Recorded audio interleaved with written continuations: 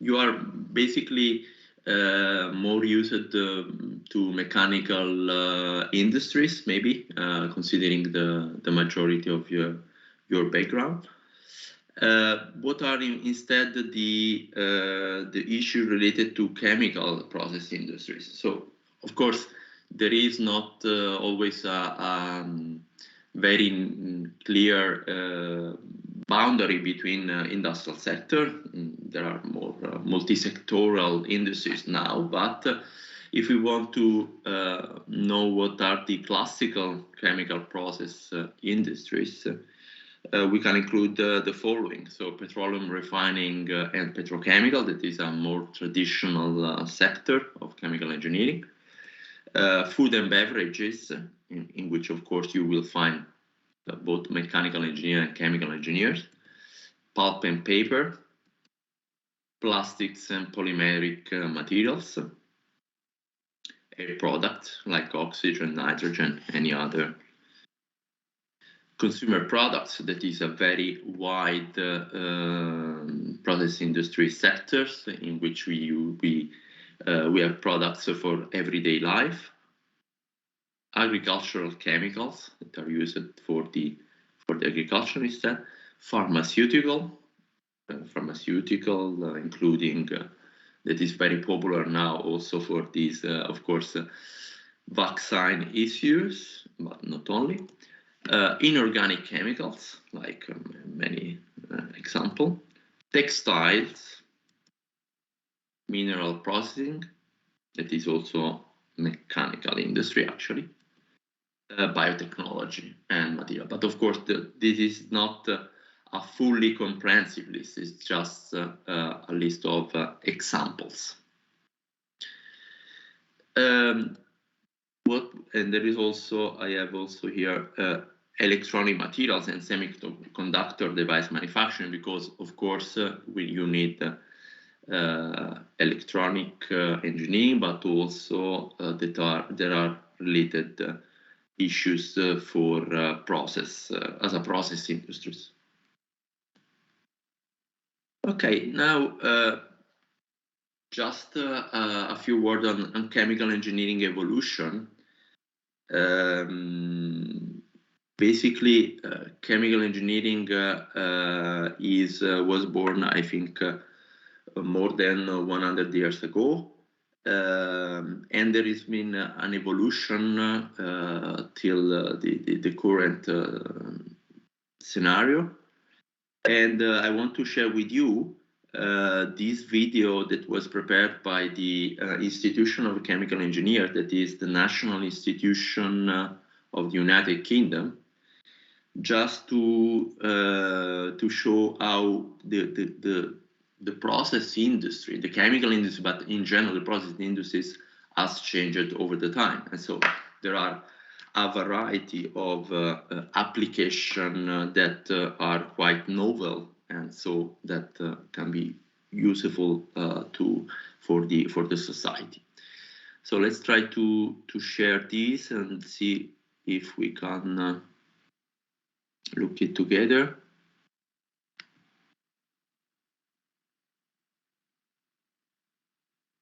Let me see.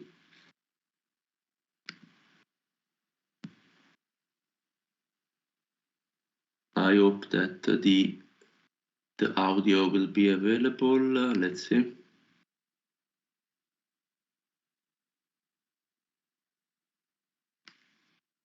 Can you listen to the audio? No. This is a problem. We have always when sharing in Teams a video that is online. I don't know how to do this.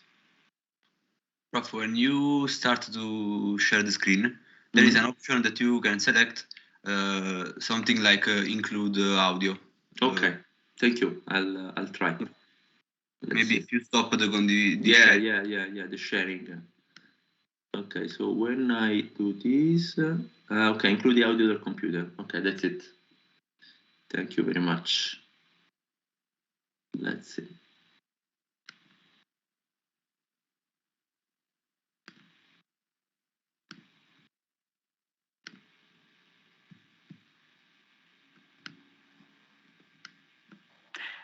Chemical engineering was first established. Can you hear now? Yes. Okay, that's good. Thank you very much for the support. Yes, it's okay. Okay. Chemical engineering was first established as a profession more than a century ago and has grown to span a diverse range of industries. As the Institution of Chemical Engineering celebrates its centenary, we look at the evolution of the sector and its place in society today. Chemical engineers help to create the world we live in, from life-saving medical equipment to the screen you're watching this film on, and even the adhesive on the humble post-it note. The Institution of Chemical Engineers, IChemE, was established in 1922. In that time, the world of chemical engineering has changed, from just transforming raw materials into useful products to designing, constructing and managing complex processes that help to solve the global grand challenges. Chemical engineering has helped to save and improve millions of lives. In 1928, penicillin was discovered, but by 1940, there was still only enough for a few people. It took chemical engineers to scale up, and by 1945, over 640 billion doses per year were being produced. Today, this ability to take something in the lab and produce it for the masses quickly and cheaply helped in the momentous task of delivering COVID-19 vaccines globally. But it's not just about going big. In the future, chemical engineers will help to engineer medicines to be personal to each patient. Chemical engineers look at the full picture. Energy, food, water and climate change are all connected. In the early 20th century, chemical engineers were at the heart of the extraction, refining and distribution of fossil fuels, fueling prosperity and revolutionising transport for everyone. But now their focus is in the transition towards net zero by 2050. Renewable energy and hydrogen are two of the answers. The problem is the batteries and fuel cells needed to store and use the clean energy require finite metals and minerals. Chemical engineers are at the forefront of developing ways to store energy sustainably. At the turn of the 20th century, the bulk manufacture of ammonia to produce ammonium nitrate and urea revolutionised the amount of fertiliser that could be made. Half the world's population is fed due to this breakthrough. But food production is intensive and emits CO2. Chemical engineers are playing an increasing role in making agriculture and many industries more carbon neutral. And clean water is essential for life. The chemical treatment of wastewater has helped to eliminate or reduce many diseases. But water is set to become a scarce resource in many parts of the world. Take biofuels, a low-carbon alternative to fossil fuels, but it can take 10,000 times more water to make it. Chemical engineers need to reduce demand of water for agriculture and manufacturing. Tackling climate change is embedded in the thinking and design of new products and processes, from small modular nuclear reactors made on a production line to plastic that recycles multiple times and then eventually biodegrades. Chemical engineers are at the forefront of a circular economy, helping to solve the major global issues of today and tomorrow.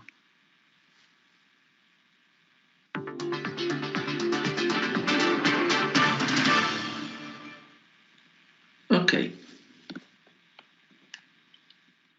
I hope you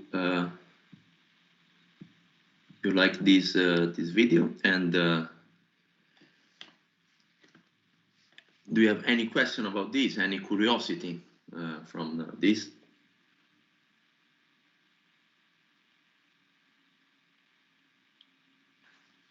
Okay, so if not, of course, what is clear is that this course is not preparing you as a chemical engineer. Chemical engineer is a specificity, but we will take what is related to chemical engineering that can be useful for your profile. So for this reason, let me just start with a classification of chemical products. Because understanding what are the products, then we can understand what are the specific issues of the related processes. So the first category of chemical products are bulk or commodity chemicals. These are characterized by large volume of production. They are purchased on the basis of chemical composition, purity, and price. So typical examples are sulfuric acid, nitrogen, oxygen, ethylene, and chlorine, but I could mention many other. So what is the particular feature of this? That if you buy oxygen from different providers, industries, you will find always the same feature. So once you define the purity, so that is, for example, 99% or something like this, then whatever is the producer, you will have the same product. The other feature is that these are bulk chemicals, so this means that they are bought in large volume, and they are often raw materials for successive transformation in other processes. Okay. Then we have fine chemicals. Fine chemicals instead are different from the previous category because the productivity is smaller than the previous case. And these are typically intermediate product that can be exploited for further transformation, or they can be final products. And they are very often products of the organic chemical industry. Okay, with organic we intend the presence of carbon in the chemical formula of the species. Okay, here there is just a list, but of course there are many other examples. Then finally, the third category that is we can introduce are the so-called specialty or effect or functional chemicals. So basically, these differ from the previous classes because these chemicals are classified according to their function instead of their composition. So this means, for example, pharmaceutical is one category like this. Pesticide, dye stuff, perfumes, flavorings. So is of course the chemical composition is important, but is important for the effect, for the application. So this means that we could have alternative products that have the same function but different composition. And so they are purchased on this basis rather than on their chemical composition. With concern to the volume of the production, in general, these volumes are lower than bulk or commodity chemicals, but this is not always the case.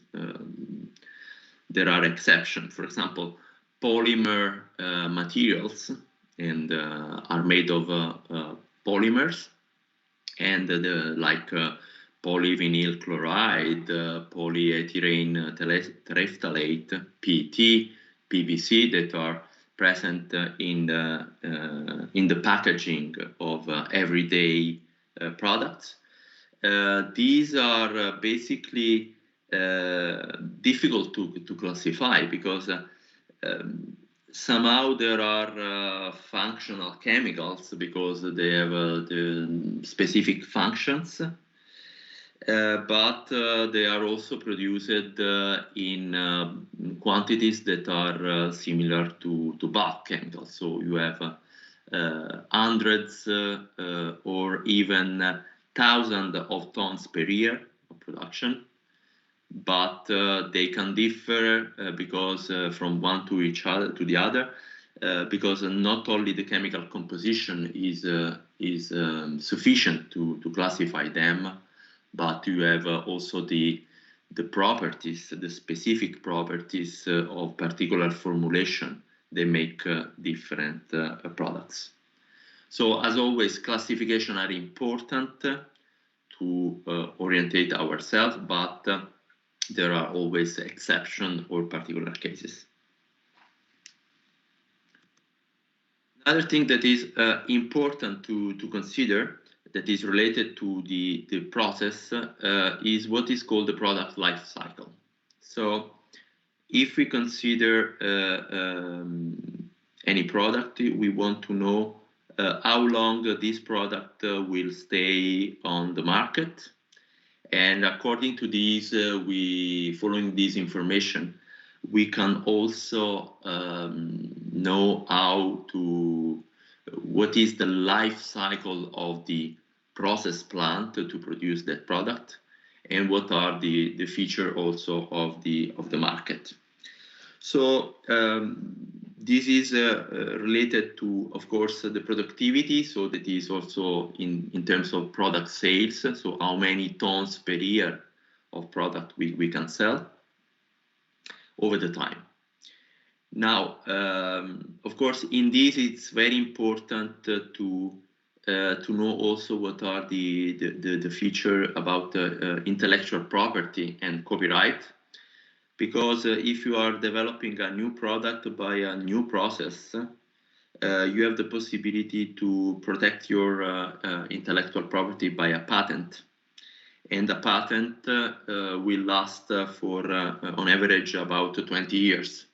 So this will give you the privilege to produce that product by a specific process, and you will be the only one in the market that can do this. So this will give you an advantage with respect to your competitors. And of course, this will have an effect on the life cycle of the product.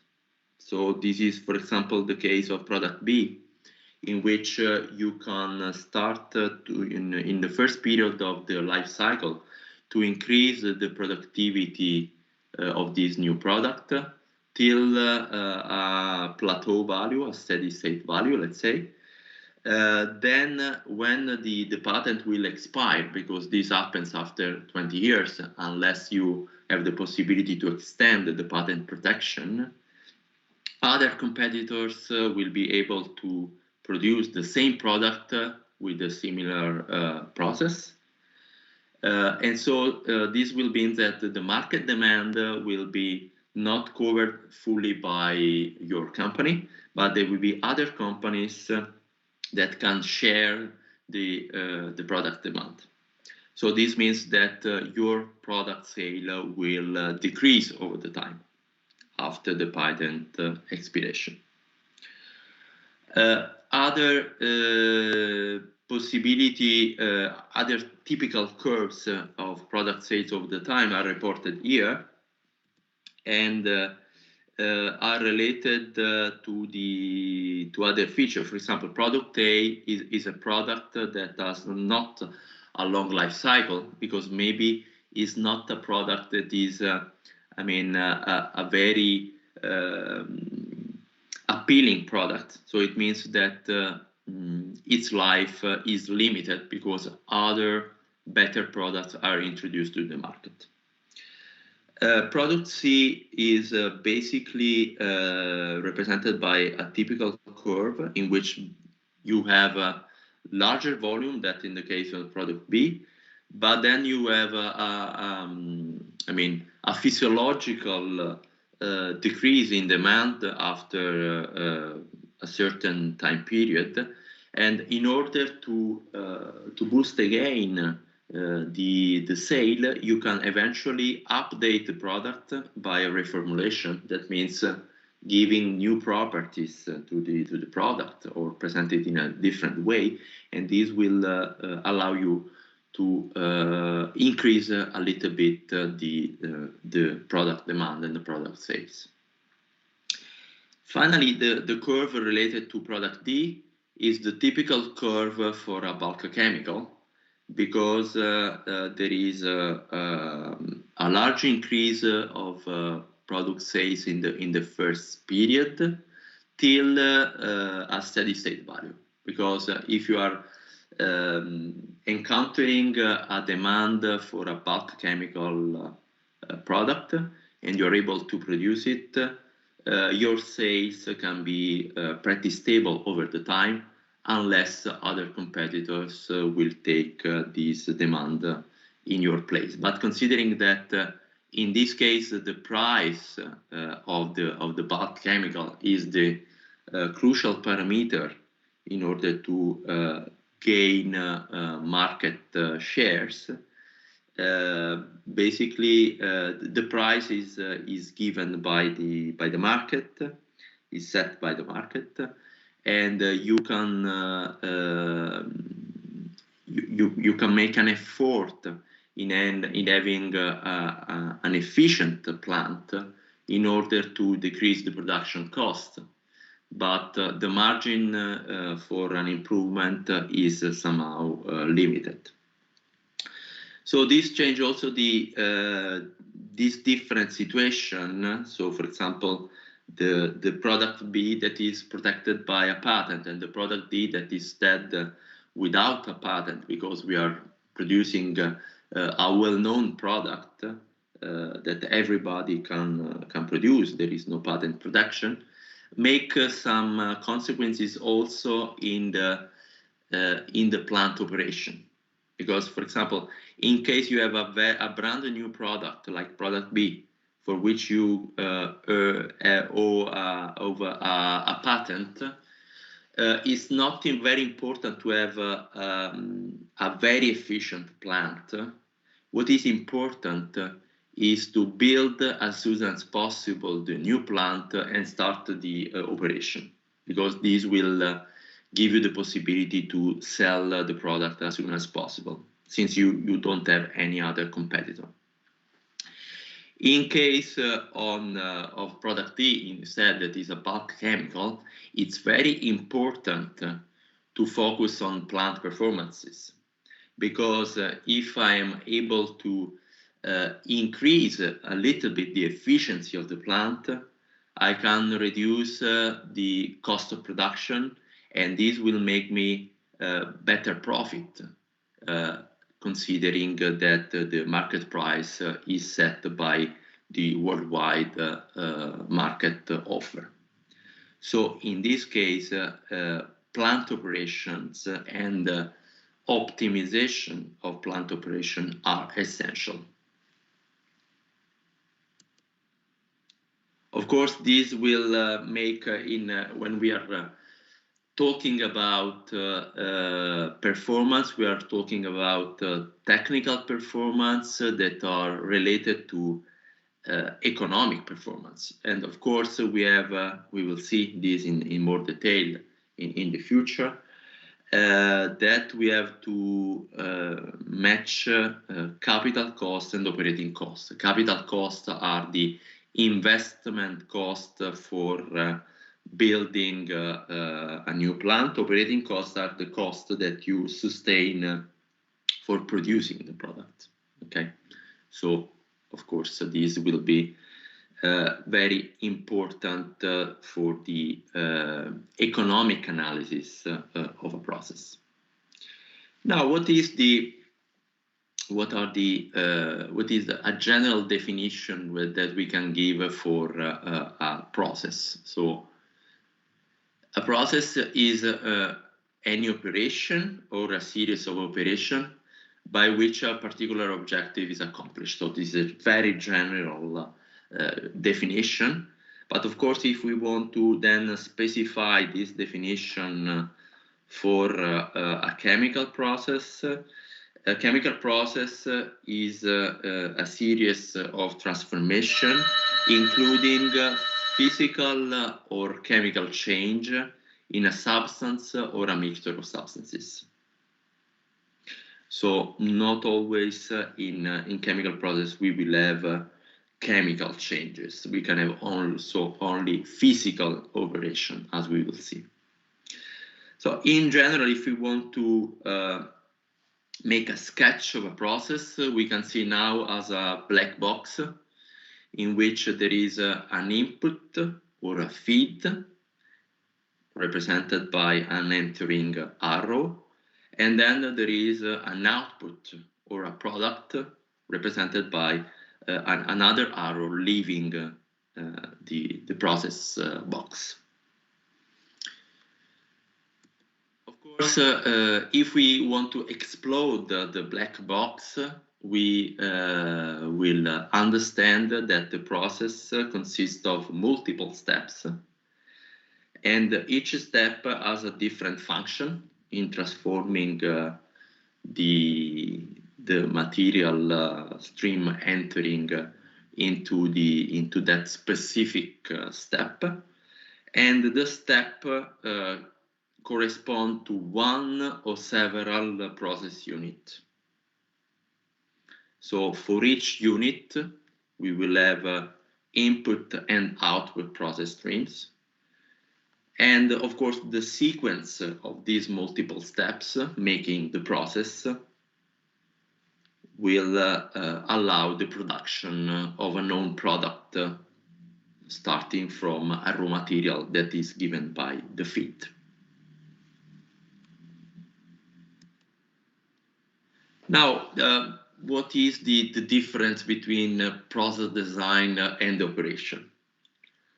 So in principle, process engineers are called to UPenn to do both things.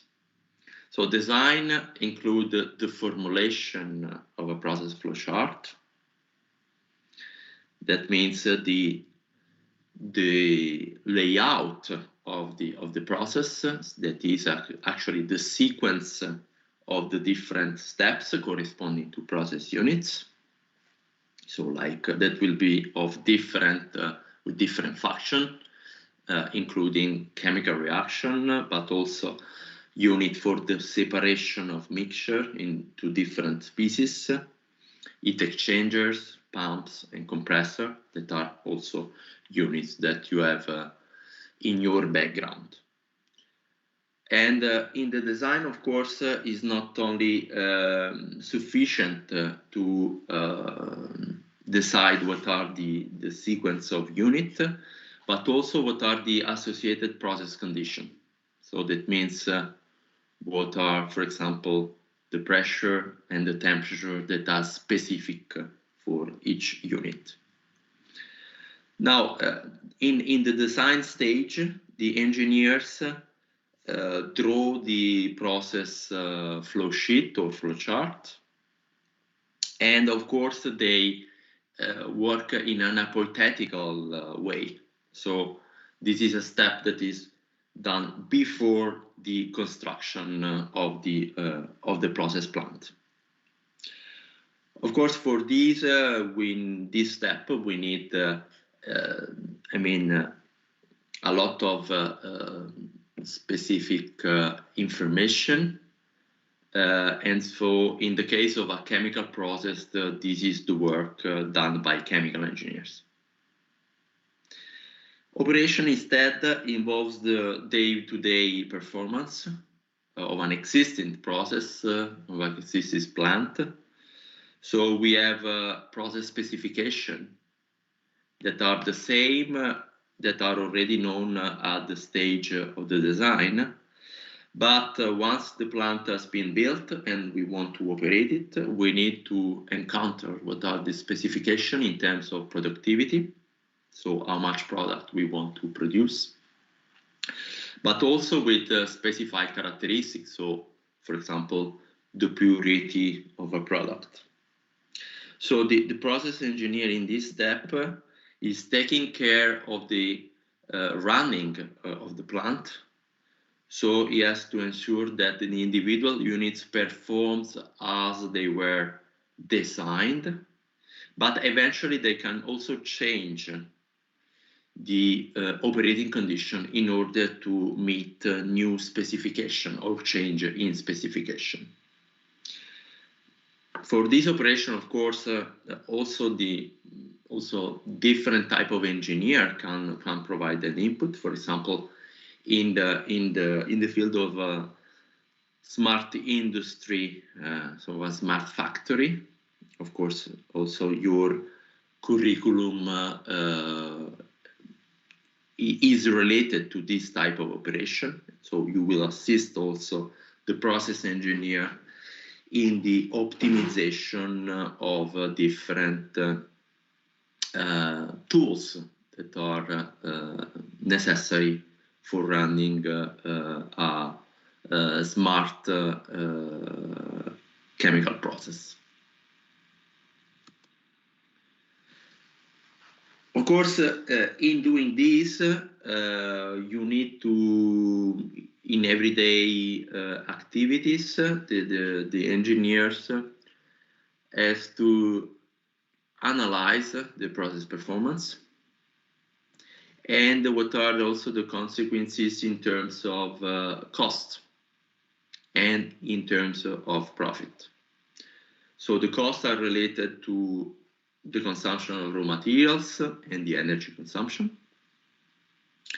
So what is important, of course, is to have under control what are the current operation. And in order to do this, we may need to have a mathematical model that is able to predict the process outcomes at different process conditions. So, of course, this is very important, and it can be also combined with the real performance of the actual process or of a scaled down version of it. But for this, we need to simulate the performance of a process plant. And to do this, of course, we need mathematical models. But in addition to this, we need also to have data that come from the real plant. So in this, of course, the control issue are also very important, because we will set new condition in order to meet new specification that can be technical or economic. And so simulation and control units in the real plant exchange data and information in order to meet the new optimized condition.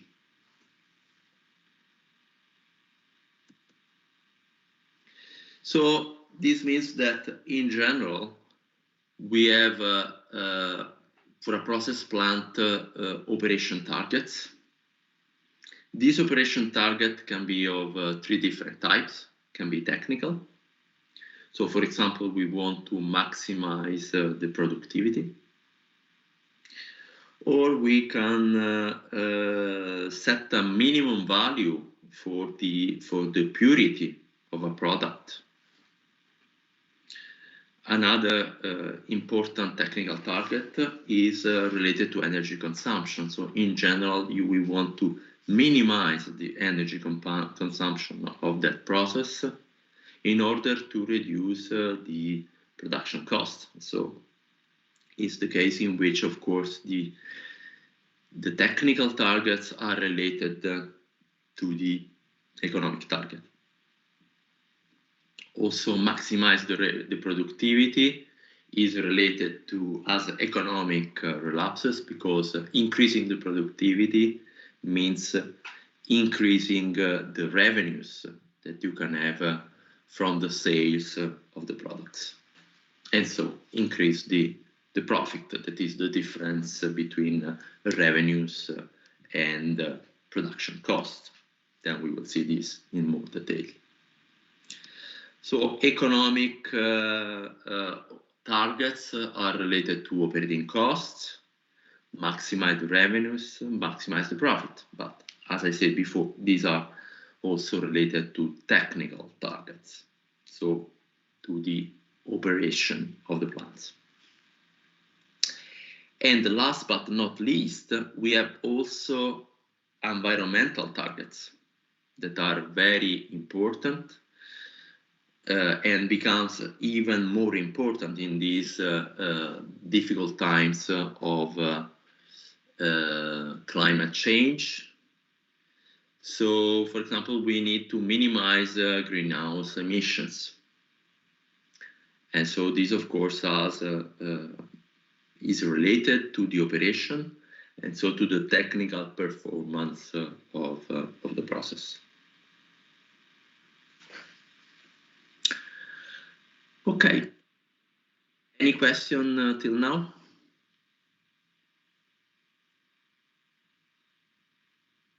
Is it all clear? Yes, it is. Yes, clear. Okay, thank you.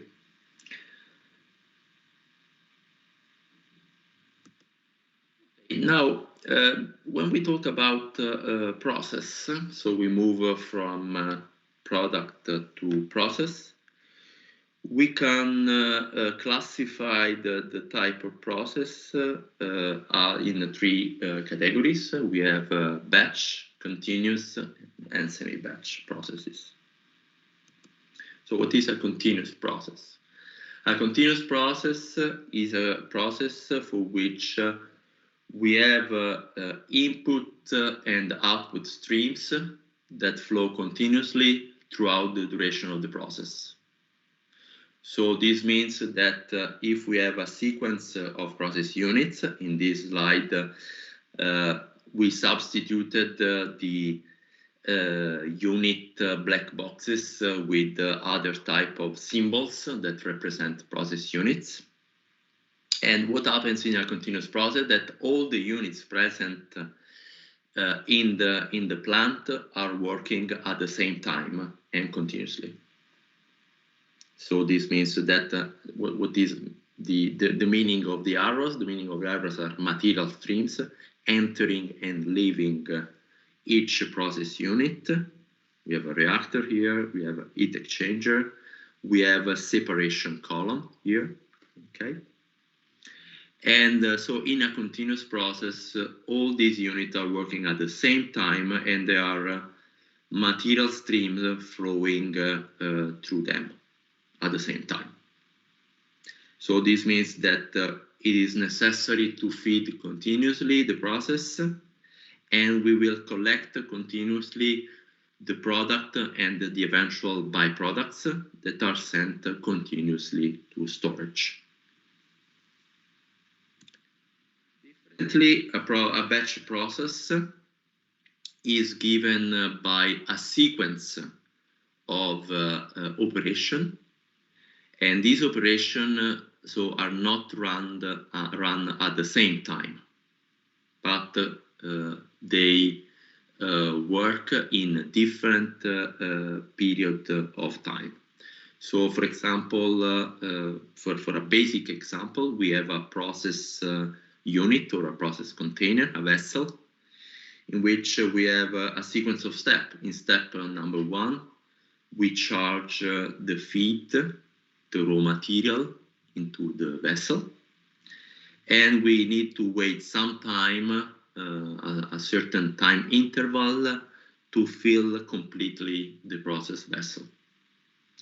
Once the charging step is over, we can stop it and start the step number 2, that is the process step, in which, for example, we are transforming the material by a physical process or a chemical process. Here it is represented by, here there is the presence of an agitator here in order to mix this liquid material in the vessel, okay? And so we need to wait a characteristic time of step number 2 in order to complete the required process transformation. Once this step is over, then we have the final step, number 3, in which the material inside the vessel has the feature of the required product. So it's ready to be discharged and sent to storage. And so the step number 3 is basically the product removal or discharge from the process vessel. And of course, this discharge operation will require another characteristic time. So this means that the mass is not crossing the system boundaries at the same time as feed and as product, but we have a separate time step during which these different operations take place. So the other characteristic is that in a continuous process, we have that the product is produced continuously. So we will have a flow rate in terms of mass per unit time, for example. While in the case of a batch process, it's a finite amount of product that is produced in a time interval of few hours or few days in some case. So this means that we have a batch of a product that is produced at the end of each cycle made of step 1, step 2, and step 3. So if the sum of the time required for these 3 steps is, for example, say 3 hours, we have that the mass corresponding to a batch of material is produced in 3 hours. And so this will be the amount of material that we have as a product. The other characteristic is that the time scale of a batch process can be of hours or even of days. So this is a specific feature of batch processes. So if we want to represent the batch cycle time on this plot, we have the different process step and the characteristic cycle time for each step. So for example, here there is the filling of the reactor. Then we have that is the first step here. Okay. Then we have so this means that if we start from a storage unit, during the first step, the pump will be active, and so material stream will be transferred from the feed storage to the process vessel. So this means that the valves that are present along this line will be open. The flow rate is ensured by the pump, but then there is an heat exchanger that is, for example, heating this process steam, and the steam is the process stream fill the reactor. Differently, the valves that are present underneath the process vessel are closed, and this pump is not working at this time. So we are only filling. After this step is over, the process pump will stop. The valve connecting the feed storage to the reactor vessel is closed now.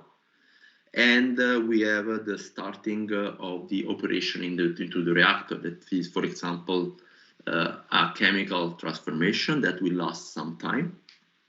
There will be also eventually some heat exchange by providing some utility like steam or cooling water, depending if you have to provide heat or we have to remove heat during the operation.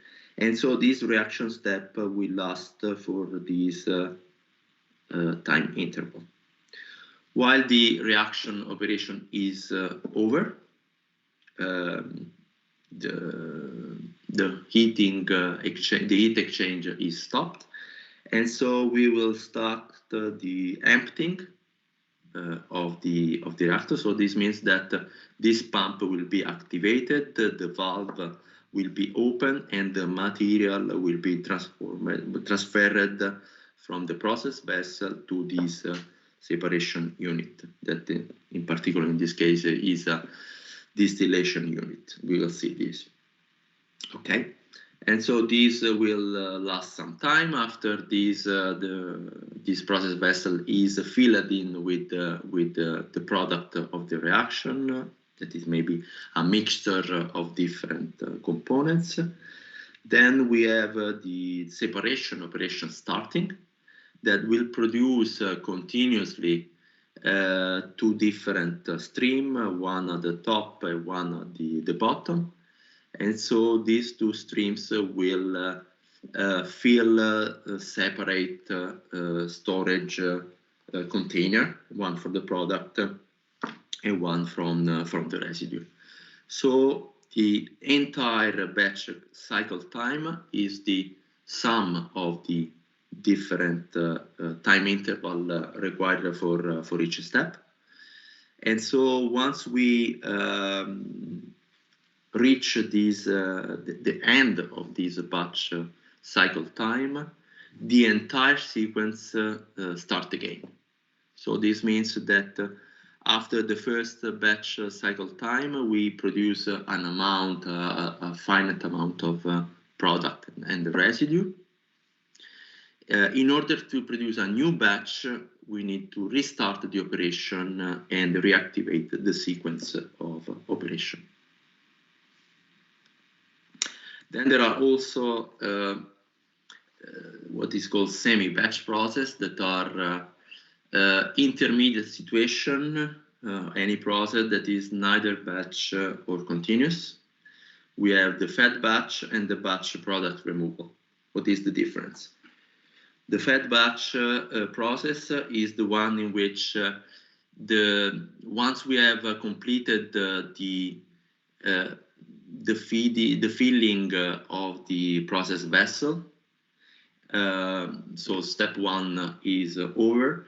We start the transformation process, but during the transformation process, we continue to feed an additional species that is important for the transformation. So this means that in step number 2, we are also adding some additional material.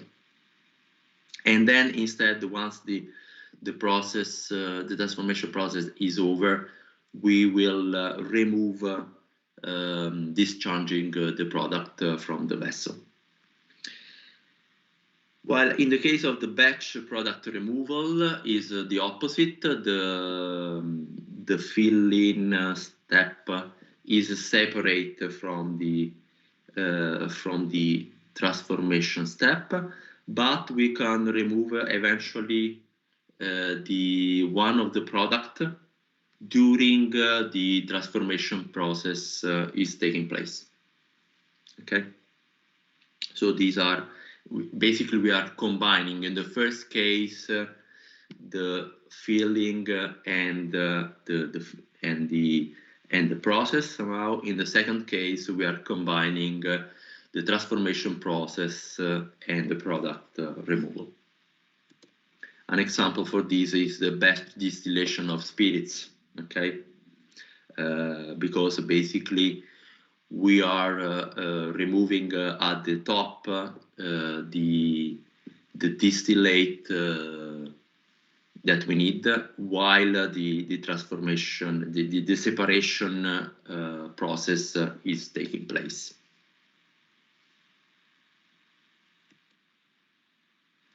Now, what are the particular feature of continuous and batch process? We have seen first classification, but we can make a comparison of additional feature. So basically, batch and semi-batch processes are by nature unsteady state operation. So this means that they are taking over the time, and the condition, the operating condition, change during the time. Differently, continuous processes may be either steady state or transient.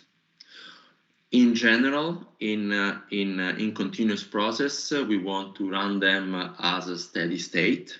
So we want to reach a steady state condition because these ensure stable performance. But of course, there are also unsteady state transient condition for the continuous process during the startup of the process, or whenever we are applying any change to the process condition. For example, if you are changing the temperature of a process unit by a stepwise by changing stepwise the heat that we are providing to the unit, for example, and in this case is intentional. Of course, there will be a transient that will make the process evolve from a previous steady state to a new steady state condition. And so this time interval that is characteristic of the transition is under unsteady state condition. There are also cases in which the continuous process exhibit transient condition for a non-intentional change.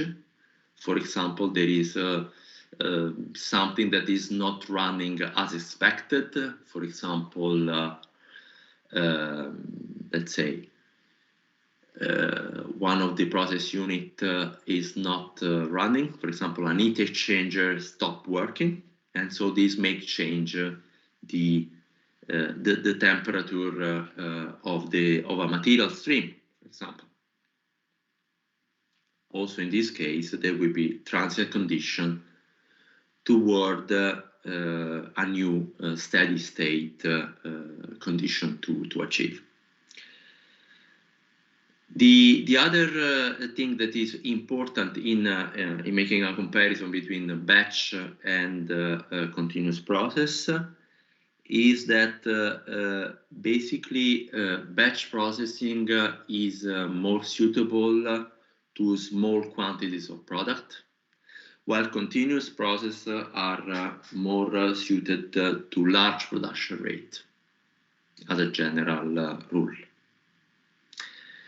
Then there are other parameters that we can consider. So one is related to the size and to the productivity that I already mentioned. So this means that in general, just to give a general rule of thumb, but as all the parameters, there are no absolute value. If the production is larger than 500 tons per year, but in some cases you will find 1,000 tons per year, you prefer to have continuous process. And in this case, we'll take advantage of what is called the scale economy. That means that you can use larger process unit that have a lower cost than a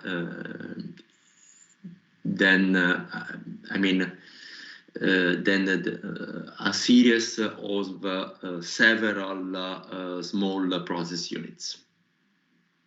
So it's convenient to have a single process unit that is with a larger size instead of having several units of a smaller size.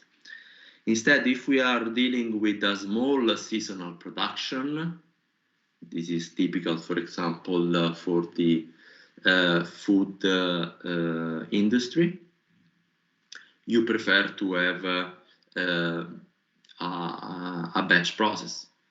But also in the case of, for example, specialty chemicals that we mentioned before, in many cases you have a small productivity with a high added value. Is the case of pharmaceutical processes. In that case, you will have more often a batch process instead of continuous processes. Then there are other parameters to take into account that are reaction rate. So if the, let's say, reaction, but in general, transformation process rate, if it is very high, we will go for a continuous process. Differently, if we have a slow transformation process, so low rate, we will go for a batch process, because actually, as we will see, in the case of a continuous process, the characteristic time of the transformation is related to the size of the unit, while in the case of a batch process, the characteristic time of the operation is independent of the size of the unit, because we can decide the duration of each step independently of the volume of each batch. And so if we have some process that is very slow, and so we need a long characteristic process time, like in the case of fermentation or in wastewater treatment, we will go for batch processes.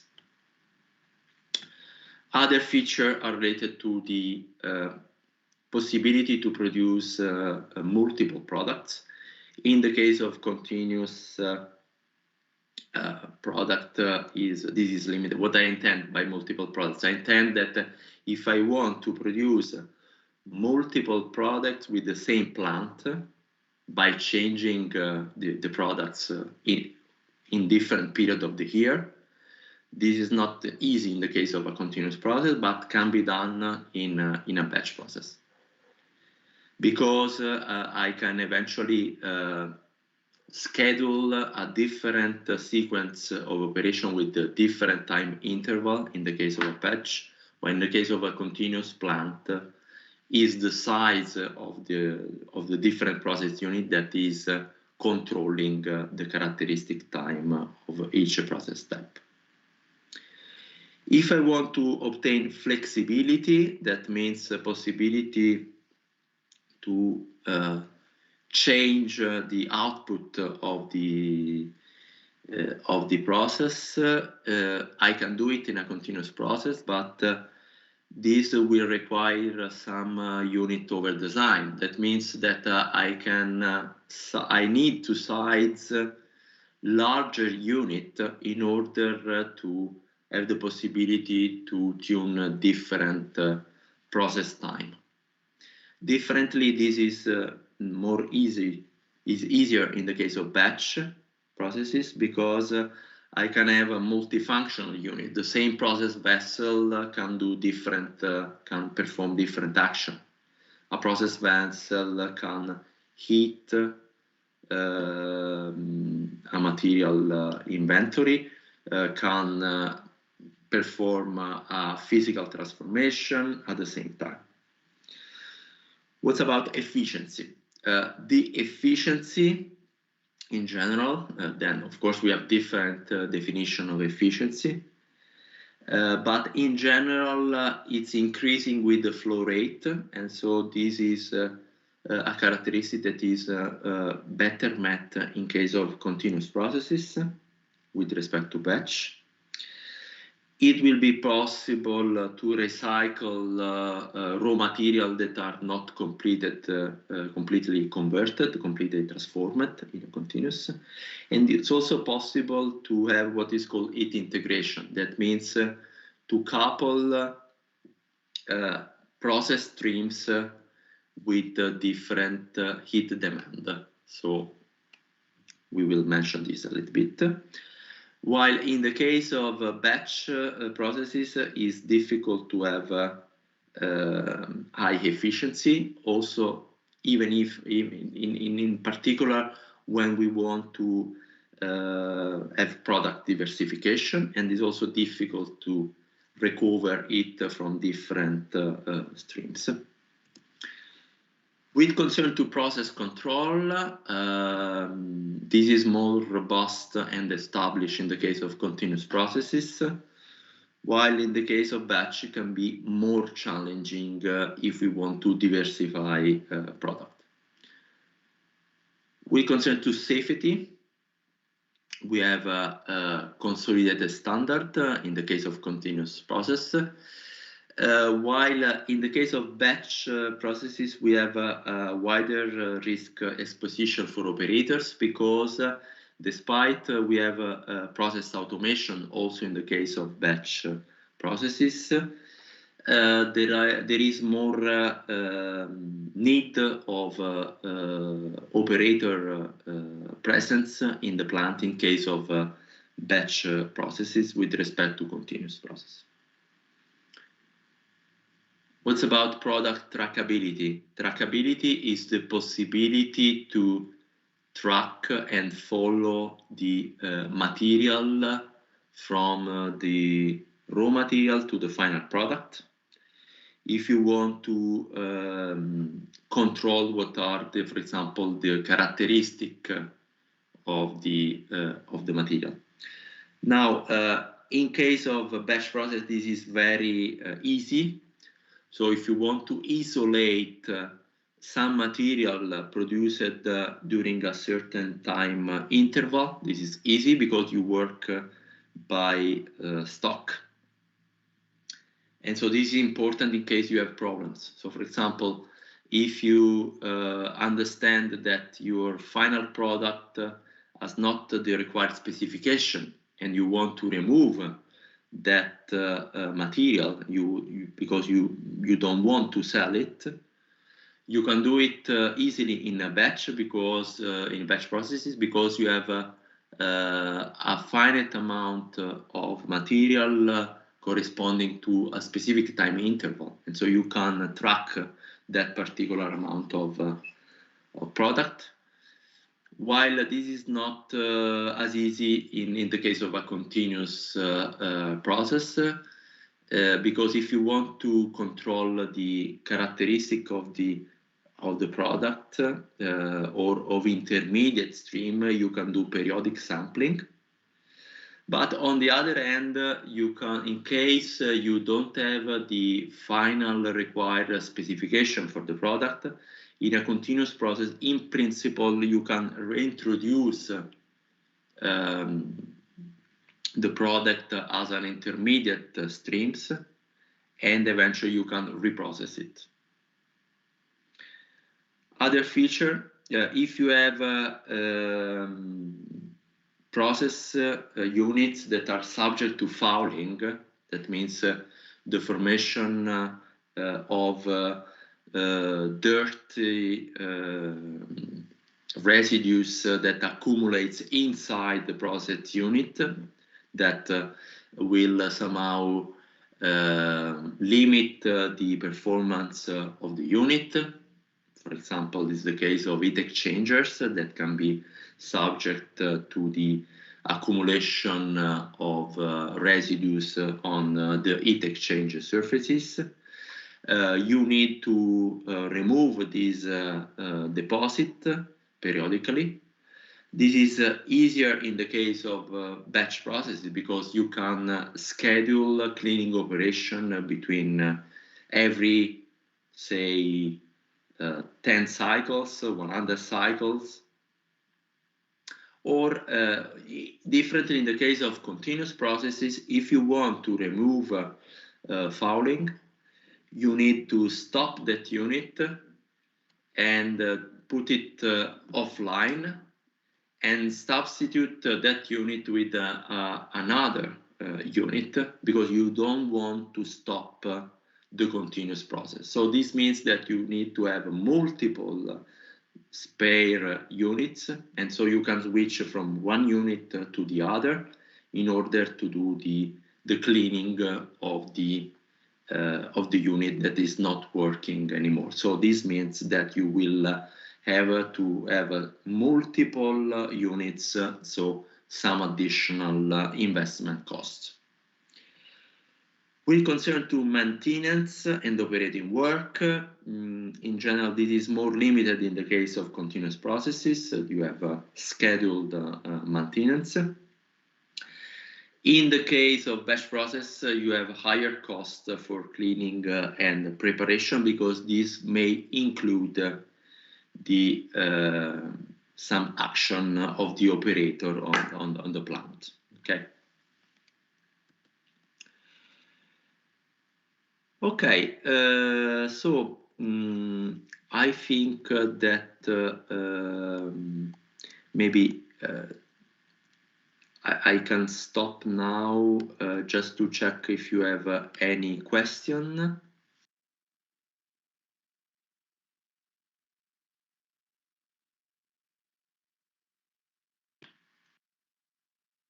No questions in now?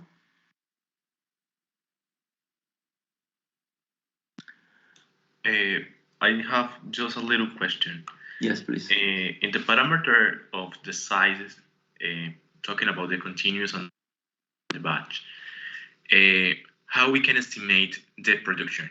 For example, in the charter, you talk about 500 tons per year in a parameter of the size in a continuous production. How we can estimate that? Okay, in any case, you have a productivity over the time, because it is true that I say that in batch process you have a finite amount of material that is produced per each cycle, but in the end you can calculate how many tons you produce every day, every week, every month, every year, just summing the amount of material produced in the number of cycle time that you can cover during a working day. So in the end, also for batch processes, you have a productivity per unit time. Does it answer to your question? Yes, but I was thinking about, and sometimes in the production cycle, we have some rest for some products, and it's difficult to calculate how many of the prime materials we can waste in the production. So it's not that as simple as I have X quantity and Y quantity, and I have to mix it, and then I have my final product. I think it's not that easy as it. Actually, you have to have full control of this, because of course, whatever is the process plant, either continuous or batch, you cannot exploit all the raw material in an efficient way. Mm-hmm. But you will have some what is called yield to product, that is the amount of product of the main product that you want to obtain per say kilogram of raw material. In doing this, of course, you take into account that some of the raw material will go to undesired product or to waste, as you say. And so this will be part of the material balance that you will calculate in the design step and during the real operation of the process plant. So who is operating the process has to have full control of these figures. And we will learn how to do this. Okay, perfect. Thank you so much. You're welcome. Okay. Let me, because I'm talking since 1 hour and 40 minutes now, so maybe you want to make to have a short break. So if you are okay, I will make a 5-minute break, and then we will continue till the end. Okay, is it okay for you? Yes, thanks. Okay, so this means that we'll start, let's say, at okay, is 12:40. Let's do at 10 to 1, so 12:50. Okay. Okay, thank you.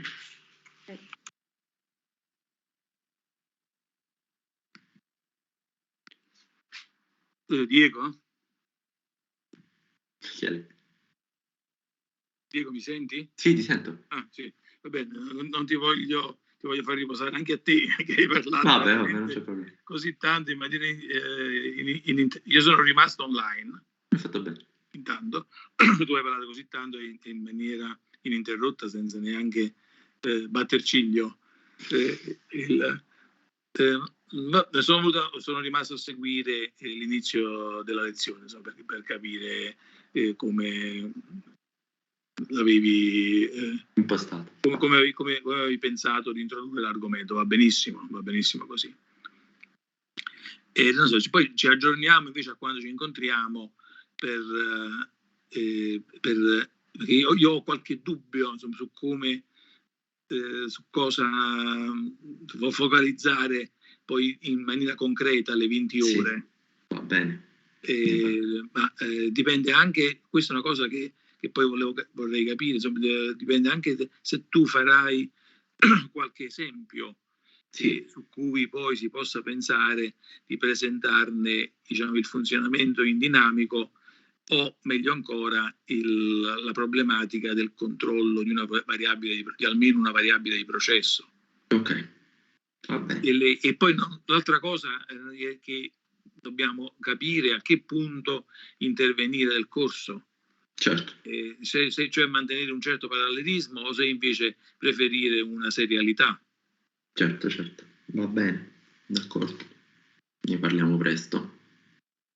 Non so, comunque se tu hai, non credo che tu hai dei dubbi adesso, non lo so se tu hai dei dubbi adesso o se intravedi già a breve che debba intervenire io. No, io non credo, penso che almeno la prima parte, quella relativamente quantomeno ai bilanci, materia ed energia, quelli li devo completare, senza quello è difficile poi poter intervenire per te, penso. Comunque ne parliamo sicuramente appena possibile. Va bene. Vabbè, non c'è una fretta immediata, No, lo dobbiamo fare. però comunque lo dobbiamo fare. Sicuramente. Va bene, ripostati un attimo. Sì, grazie.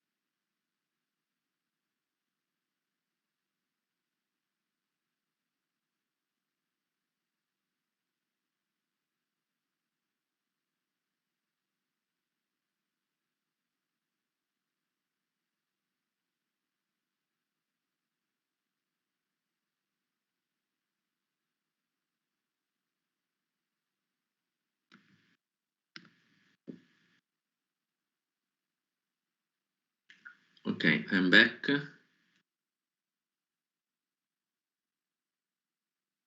Are you online? Yes. Yes. Okay, thank you. Okay, so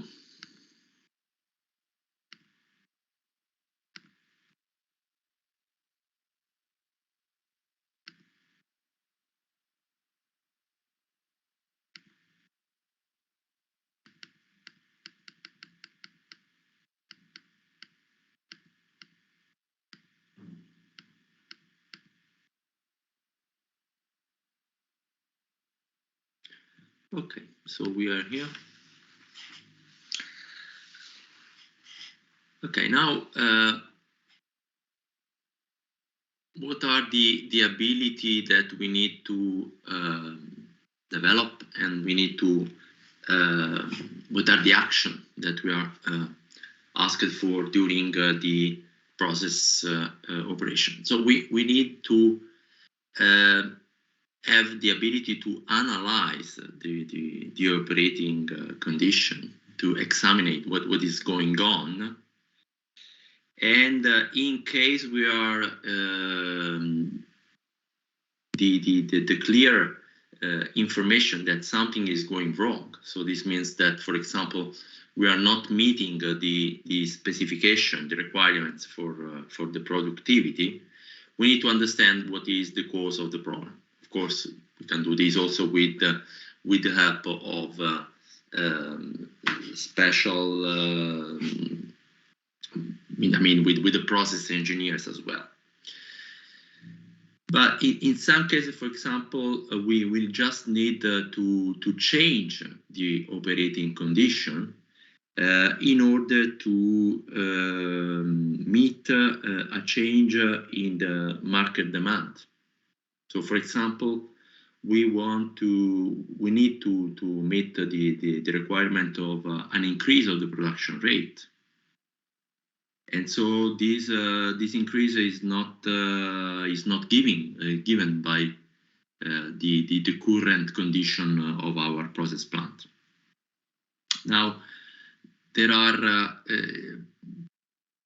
possibilities to act in this direction, because one way, of course, is the first thing is to check if we can change something in the operating condition of the process units of the existing plant in order to meet the new demand.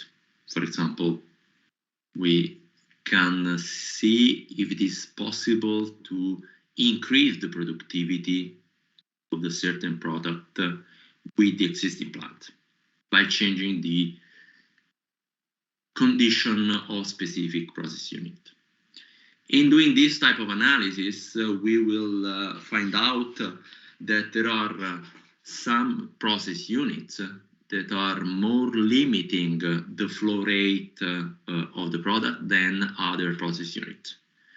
These units are called bottlenecks because they limit, like a bottleneck, the flow of material.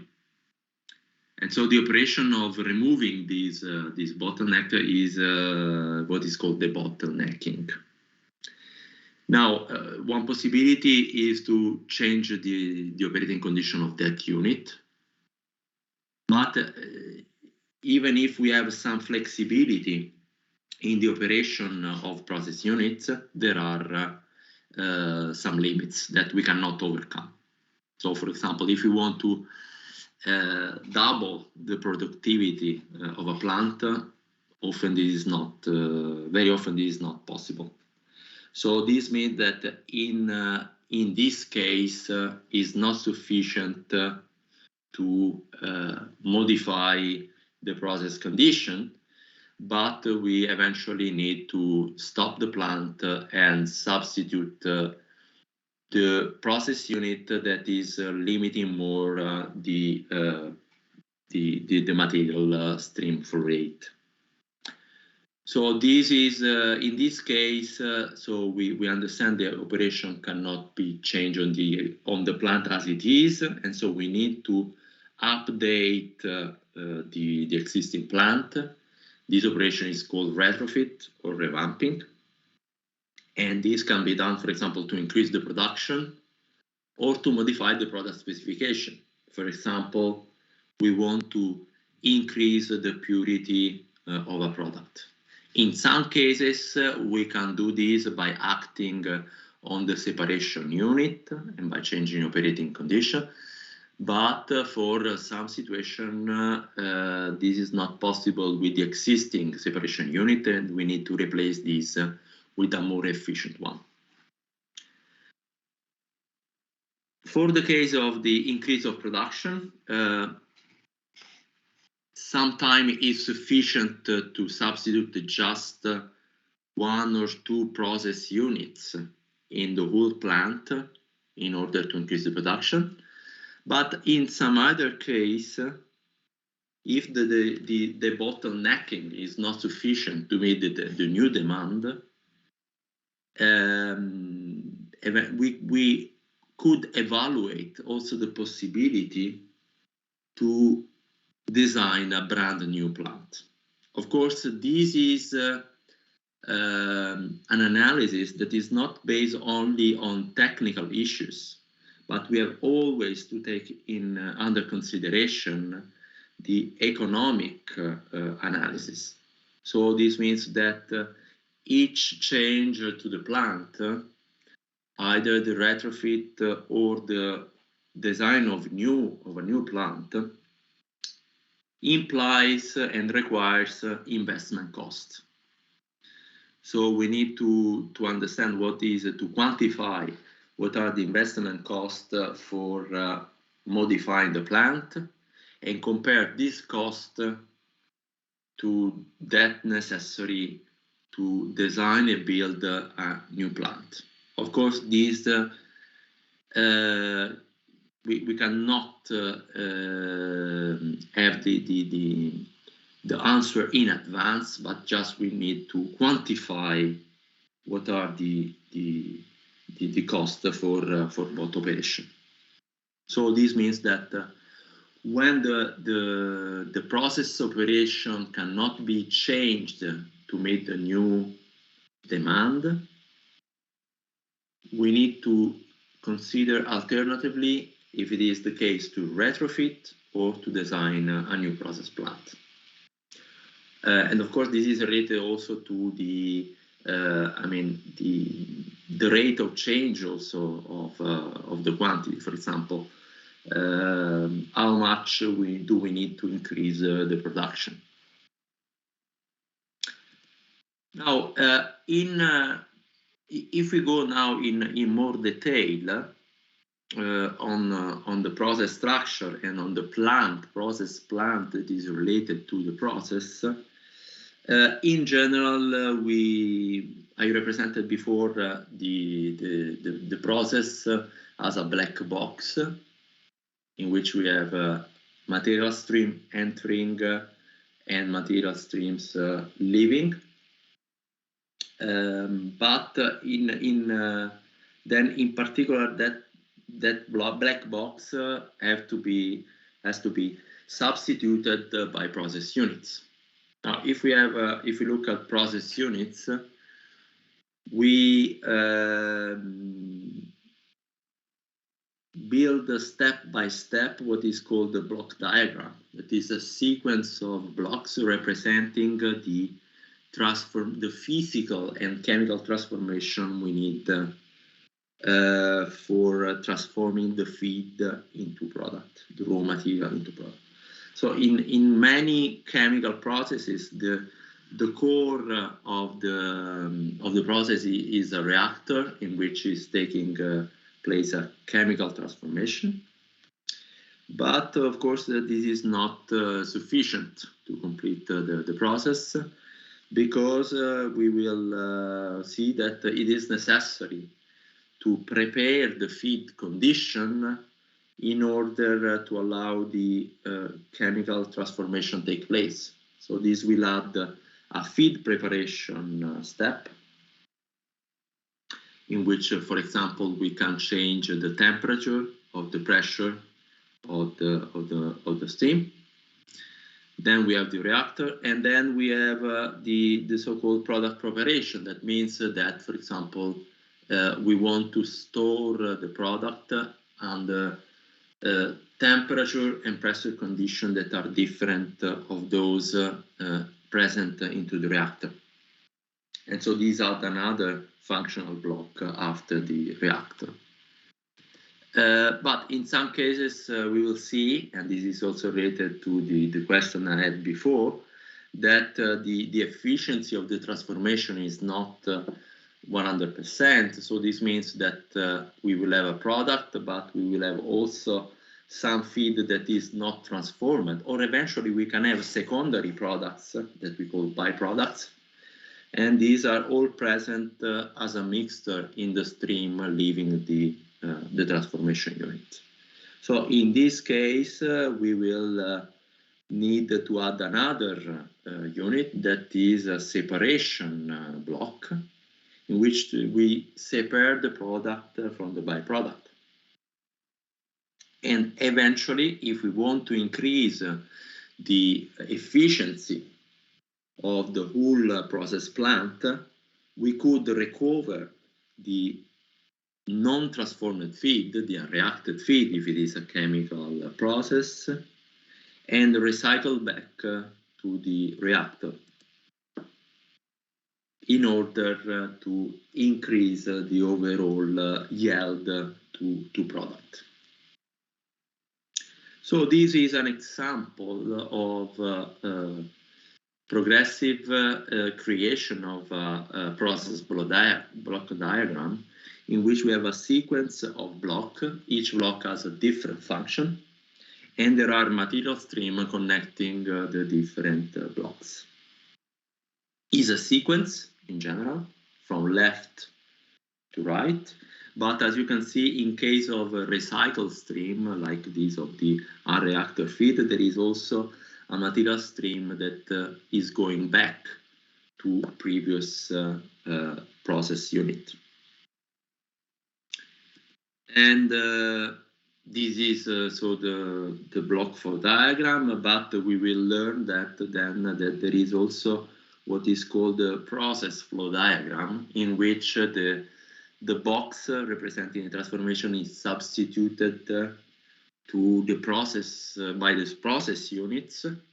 For example, here in this first example, the feed preparation, the product preparation is substituted by a symbol representing a heat exchanger. So in this case, we will heat the feed and we will cool down the product after the reactor. And of course, this can be done also for the other units that we have in the example. So for example, the separation between the mixture of product by product and unreacted raw materials is done by a sequence of separation unit. So this is basically a process flow diagram in which we have symbols representing the real process units, but we will learn more on this in future. Now, we are talking about process streams. I've mentioned those several times. So what is a process stream? A process stream is basically a stream that is connecting process units that are present in the process flow chart. So this means that of course, the performance of the plant and of its process unit depends on the characteristic of the process stream that are the material flows entering or leaving the process units. So, of course, we need to measure and calculate eventually information and properties related to the material streams. And this is necessary also for evaluate the performance of the process units and during operation, or to design them, to size them in the stage of the design that is less relevant to your professional profile. So for this, we need to understand what are the process stream variables from which depend then the properties of the process stream. So we have said that in all the process we move the material from one point to another, and this is done by process streams. It could be between process units, but also from the production facility and, for example, the transportation depot. What are the main physical variables that we need to specify to characterize a process stream? We have the total mass flow rate that we, in international system, express in kilogram per second. We have the chemical composition, and we will see that there are several ways to do this, to represent this. The temperature, that is in Kelvin. The pressure, that is in Pascal in the international system, but alternatively you can use also atmosphere or bar, for example. You are familiar to this, I imagine. Now, if we talk about flow rate, of course we can consider mass or volumetric flow rate. Of course, you have experience of that in your background, I'm sure of this. So we intend the rate at which material is transported to a process line. Now, the flow rate can be a mass flow rate, so mass per unit time, or volumetric flow rate, volume per time. Of course, the density of a fluid, for example, can be used to convert the volumetric flow rate into a mass flow rate, or vice versa. But of course, this is quite trivial for you, I'm sure. Chemical composition, instead, maybe you have some memories about this related to your basic chemistry course. So for this reason, I make some recap here, because some years have passed now. So what we have to consider that in real processes, in the large majority of cases of the process system, we have that material streams are made of mixtures of different species. So for this reason, it's important to specify the chemical composition of a mixture. And we can do this in a very different way. We can use mole, we can use mole fraction, mass fraction, volume fraction, concentration. Let's recap what are the specific issues of each of these alternative ways. Mole, so this is something that belongs to your chemistry background. So a gram mole or a mole in international system is the amount of a species whose mass in grams is numerically equal to its molecular weight. So this means that if I want to calculate the number of moles of a species, it is sufficient to divide the mass by the molecular weight of the species, if it is a chemical compound.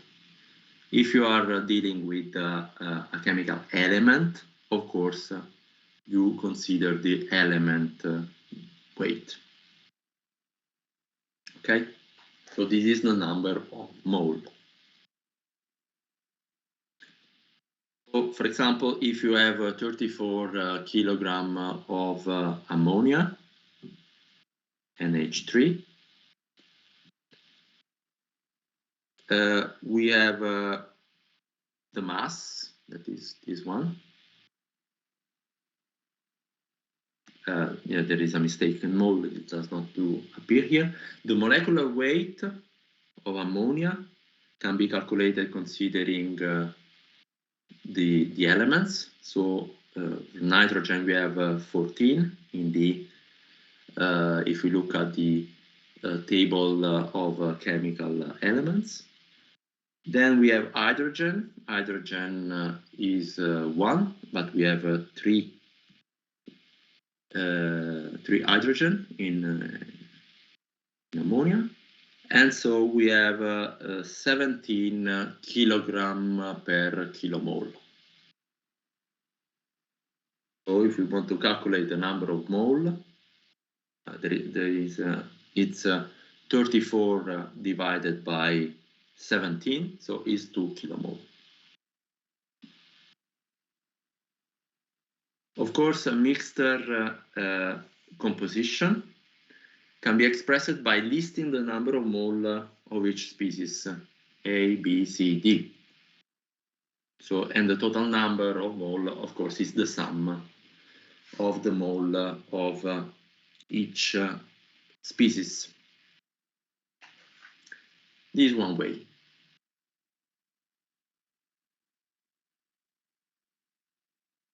Then we have concentration. Concentration can be expressed in different ways. For example, we can have it as mole per unit volume, for example, kilomole per cubic meter, or we can have a mole per liter, and this is often used in the liquid solution. But we can use alternatively also mass per unit volume, so it can be kilogram per cubic meter. This is often used, for example, also when we have a stream that is made by a fluid and solid. So particulate solid transported in a fluid, a suspension in a gas or in a liquid, and so we can use, for example, kilogram per cubic meter. Then we have a mass fraction and mole fraction. So mass fraction is defined as the mass of A divided the total mass of the mixture. So it's kilogram of A divided the total kilogram. So if we indicate this by W, for example, in a small letter, being a mass fraction, we have that, of course, if we have n species in the mixture, and we make the sum of all the mass fraction, we obtain 1, of course. If you want instead the percent by mass of A, it is sufficient to multiply the mass fraction by 100. So if the mass fraction is 0.1, for example, of course the percent by mass of A is 10%. Similarly, we can define mole fraction as the ratio between the mole of A and the total moles. So it's kilomole of A divided by the kilomole total. We can indicate this by Y or by X. Generally Y if we are referring to a gas stream, X if we are referring to a liquid stream. And also in this case, the sum of all the mole fraction of the species present in a mixture is equal to 1. Similarly, we have volume fraction, volume of A divided total volume.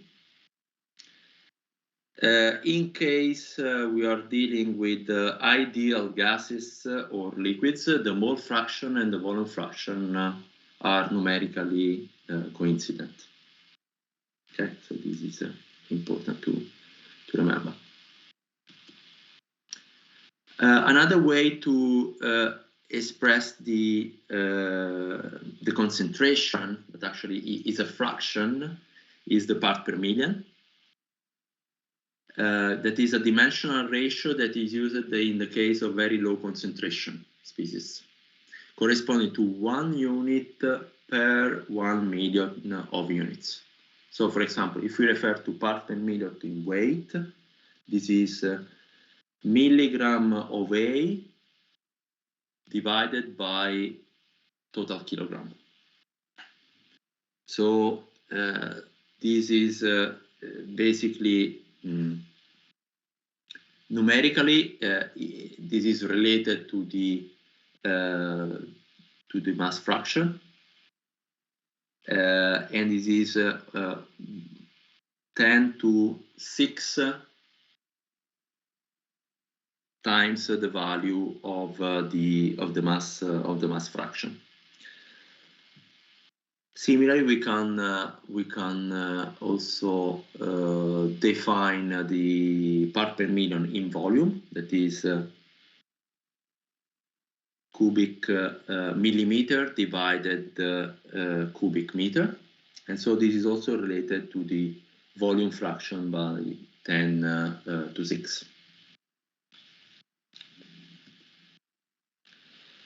Of course, we can make conversion, so we can pass from mass fraction to mole fraction and vice versa, going back to the definition.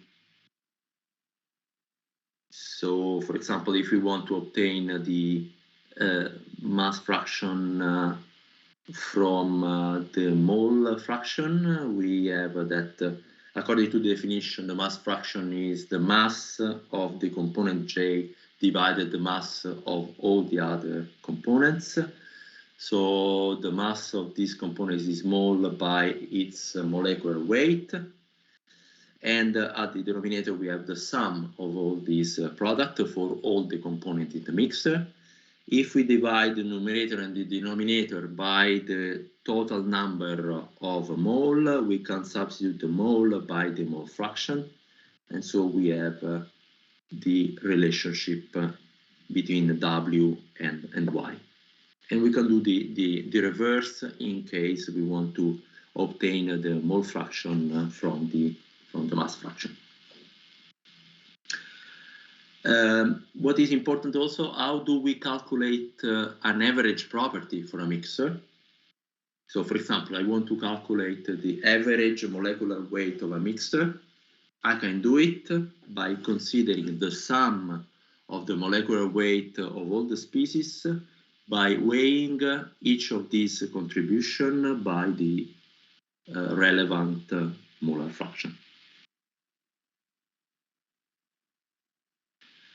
Then what else? We have mass and molar flow rate of a species, because in terms of flow rate, we have considered before the total mass flow rate or the total volumetric flow rate before, but we can define also the mass flow rate of each component. So we can indicate this by m dot A. And of course, this will be, if we make an analysis, is the product of the total mass flow rate by the mass fraction. Okay?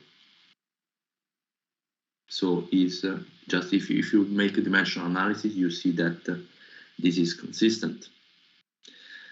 Similarly, we can define the molar flow rate of A, that is the total mole of A per unit of time, by multiplying the total molar flow rate by the molar fraction of A. Now, what is important is also to, before doing this, to remember that how many of this information do we need for the composition? For example, in the case of the mole, okay, here we specify all the components. So we need the mole of all the components. While in the case of mass fraction and mole fraction, it is sufficient to to specify n-1 mass fraction or molar fraction, because we have also this equation that is actually the sum of all the mass fraction is equal to 1, and so the mass fraction of the last component can be derived by difference as 1 minus the sum of the mass fraction of all the other components. Okay, now after this recap, I want to know if you have any question.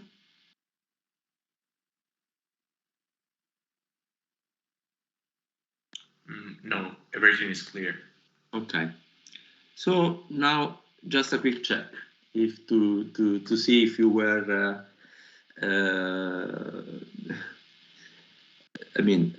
present with your attention, and also to add some interaction. Okay, so you use the same code we used before on Slido, and I have some question for you.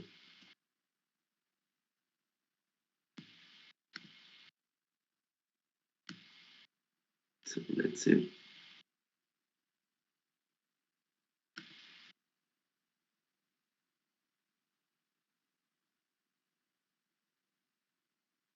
Okay, this was what we had done before.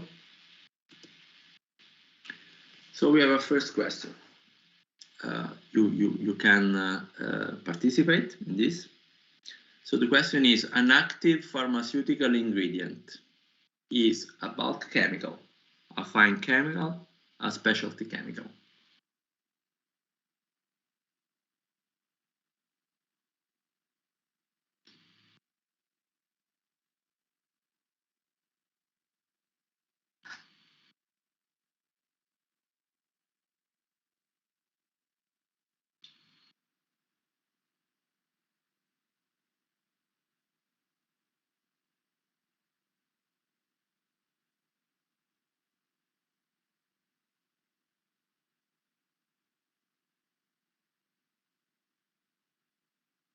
So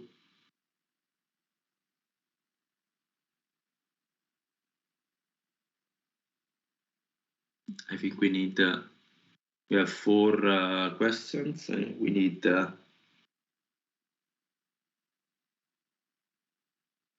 is one missing.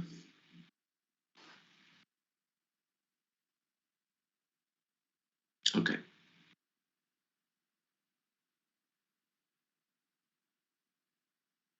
So we got 50% a fine chemical, 50% a specialty chemical.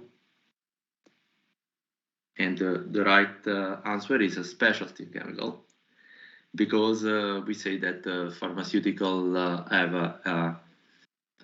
a special function, so it is more correct to classify them as a specialty. Even if I say that as in terms of scale of productivity, fine chemical and specialty chemical can be comparable. Okay. Okay, we also with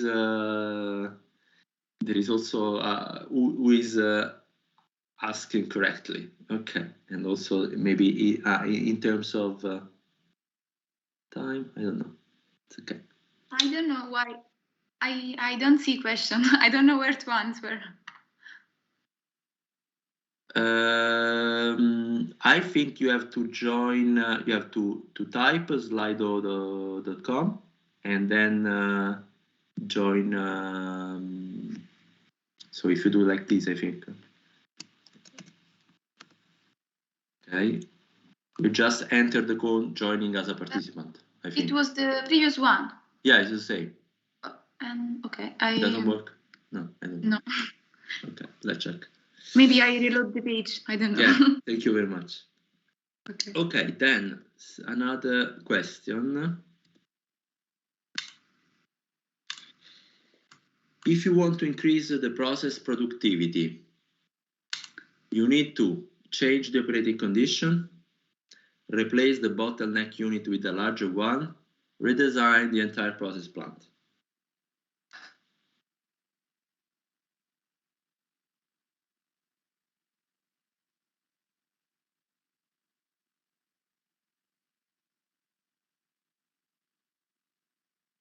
in this case, there might be also more than one correct answer.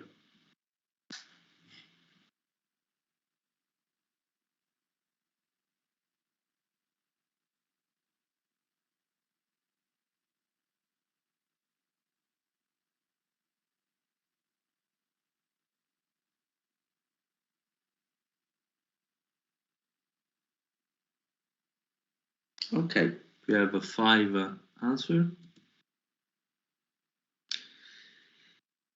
Okay, so 100% all of you consider that to replace the bottleneck with a unit with a larger one. 40% also consider redesign the entire product plant and change the operating condition. Actually, in principle, all the 3 answers are correct, because as I said, we need to analyze the situation. So first we will address the possibility to change the operating condition. If this is not the solution, we can find the bottleneck unit and see if a larger one could solve the problem. And eventually we could, if not, we go for redesign the entire process plant. So with this information, all 3 can be correct. Okay, well done. Very good. And then another question that is, I think, the final one for today. If you want to completely specify a process stream with the C chemical species, so C is the number of chemical species, you need to know the total mass flow rate, pressure and temperature, the total molar flow rate, C-1 molar fraction, pressure and temperature, C mass flow rate of species, pressure and temperature, the total mass flow rate, C mass fraction, pressure and temperature. So what you need, so what is necessary to know if you want to completely specify.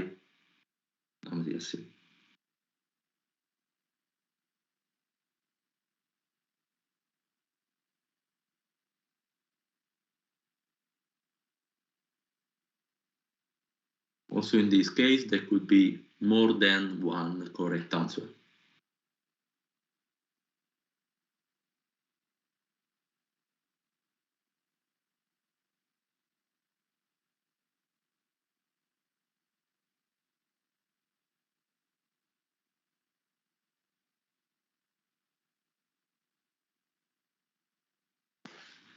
Okay. So we have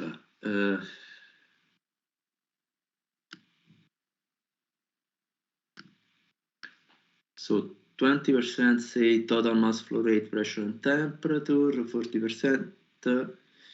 So the most popular answer is C mass flow rates of species, pressure and temperature.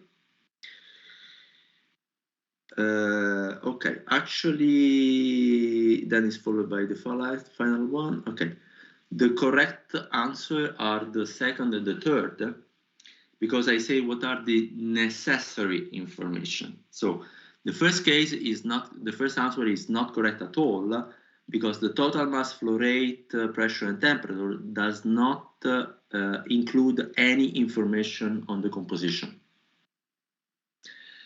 The second and the third are both correct, because actually I can alternatively indicate C mass flow rates of species, pressure and temperature, or the total mass to molar flow rate and C-1 values of molar fraction, because the last one is obtained by difference, pressure and temperature.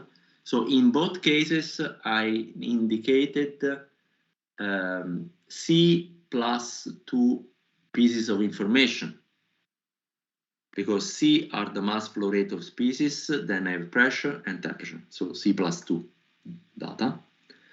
Also in the second answer is the same number of information, because it's 1 is the total molar flow rate, C minus 1 is molar fraction, so C minus 1 plus 1 is C, plus pressure plus temperature is C plus 2.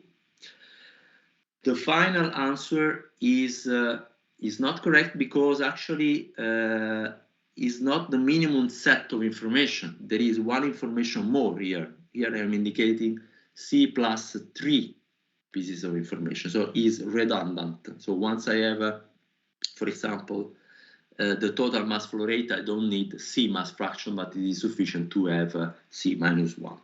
So in this respect, is less correct than the answer number 2 and number 3. Okay, just this. Okay, so thank you for this interaction also. I hope you somehow enjoy this first lecture. Do you have any final question?